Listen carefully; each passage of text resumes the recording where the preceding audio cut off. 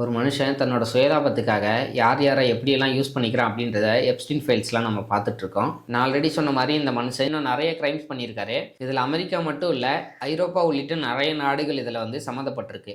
2008 இவர் first time கைது பண்ணப்படுறாரு. செல்வாக்கை பயன்படுத்தி ரிலீஸ் ஆயிடுறாரு. அப்புறம் 10 வருஷத்துக்கு அப்புறம் 2019 தான் இவர் கைது செய்யப்படுறாரு. இவர் குற்றவாளின்னு அறிவித்த பிறகு இன்பிட்வீனில் இவருக்கு யாரெல்லாம் ஹெல்ப் பண்ணாங்களோ அவங்க கொஞ்சம் கொஞ்சமாக வெளியுலக தெரிய ஆரம்பிக்கிறாங்க. அவங்க எல்லாருக்கும் அந்தந்த நாடுகளில் அவங்களுக்கு பெரிய பிரச்சனை ஏற்படுது. அதனால அவங்க பதவி விலகுறாங்க.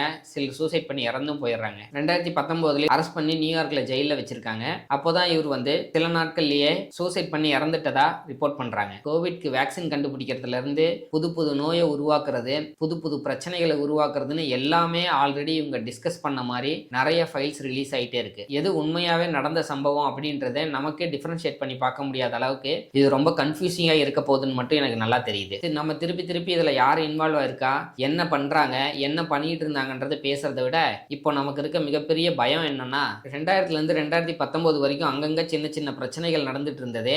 அந்த டைம்ல இவங்க இவ்வளோ பெரிய கிரைமை பண்ணிட்டு இருந்திருக்காங்க ஆக்டிவா. ஸோ இப்போ இந்த ஃபைல்ஸ் எல்லாம் வெளியே வந்துட்டு இருக்கு. இதை ஒரு பெரிய பிரச்சனையா இப்போ உருமாத்திட்டு இருக்காங்க.